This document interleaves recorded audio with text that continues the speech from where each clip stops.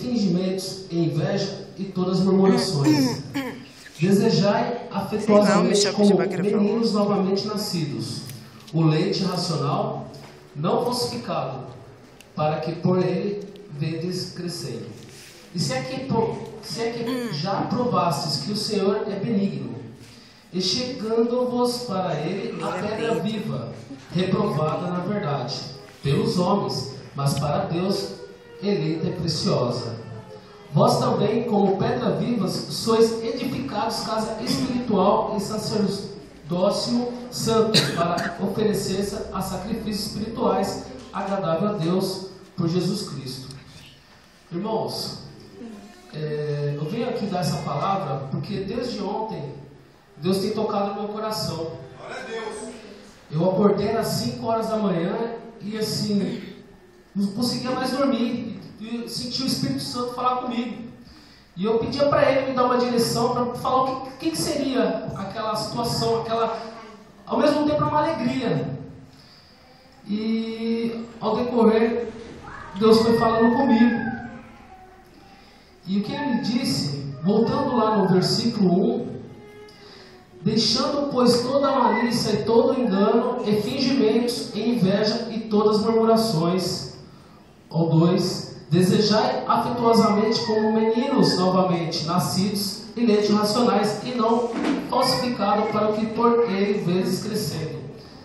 Irmãos, Deus foi falar comigo, assim, para a gente reforçar a questão que a partir do momento que a gente passamos pela água, que a gente aceita Jesus e reconhece que Deus é a nossa salvação, ali deixamos todas as malícias, todos os enganos, fingimentos, invejas e todas as murmurações. Deus vai falar para mim que aquele que realmente vem para a igreja a buscar Deus, que venha puro como uma criança. Porque se aquele irmão que vier ao propósito da igreja, buscar agradar um amigo, agradar um pai, agradar uma mãe, agradar uma esposa, agradar uma pastora, um pastor, ou discipulado, esse não é que Deus quer, mas quer aquele que faz a obra, e não que inveja o irmão ou a irmã que está fazendo algum tipo de obra dentro da igreja. E Deus também, aqui no versículo 4, e chegando vós para ele, a pedra viva reprovada da verdade pelos homens, mas para com Deus essa é preciosa. A partir do momento que Deus tocou no meu coração, como eu gosto de estar sempre no Facebook, né, que muitos condenam, e eu, graças a Deus, Deus está me revelando, me dando outras oportunidades dentro na internet. Eu postei que eu estava feliz, que o Espírito Santo estava falando comigo. E houve então um comentário, que eu acredito que, como essa pessoa é conhecida, um parente meu, que eu sei que ele está no mundo aí do vício, no mundo da prostituição, enfim. Ele fez um comentário assim que aquilo não era para me postar. Aquilo não era coisa para se postar. E no mesmo momento eu fiquei chateado, falei com Deus, Deus, mas não é da sua vontade? Não seria da sua vontade eu expor a minha felicidade? Deus está sentindo a sua presença? E Deus falou comigo, falou, não, pode sim.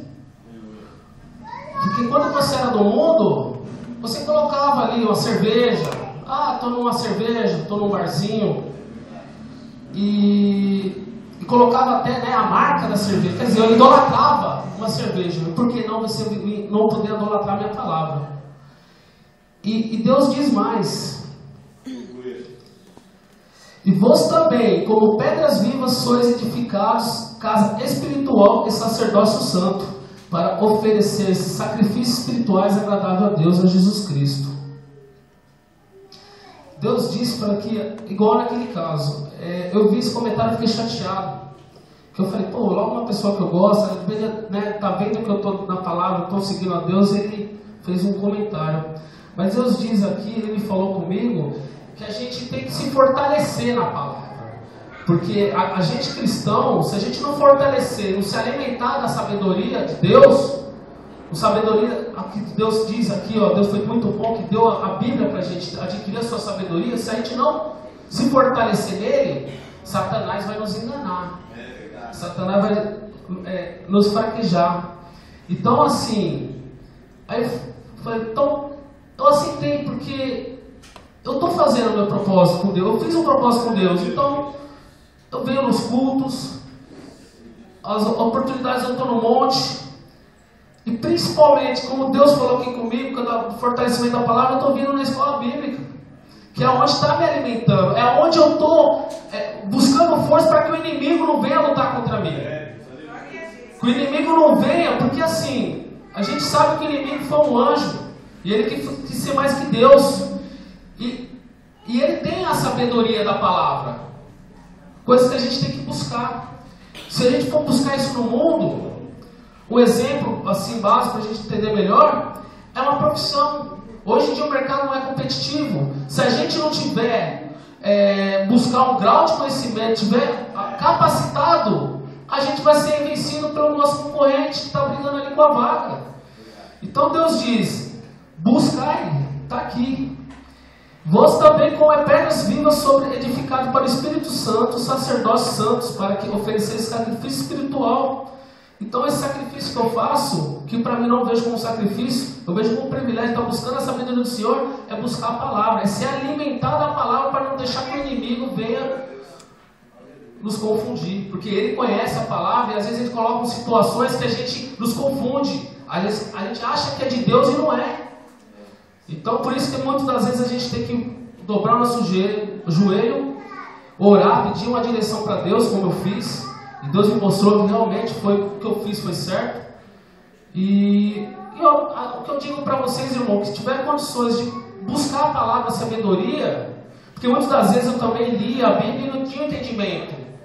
E Deus também nos preparou o pastor Fábio e a pastora Rosana para estar nos capacitando, que aquela dúvida, aquela palavra que a gente não entender, na escola bíblica a gente vem entender. A gente vem adquirir essa sabedoria.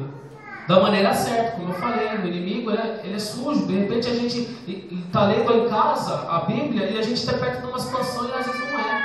Mas Deus permitiu que a gente tivesse a escola bíblica aqui no ministério para que o inimigo não viesse nos confundir. Amém? Vamos dar palmas aí para o nosso Deus aí.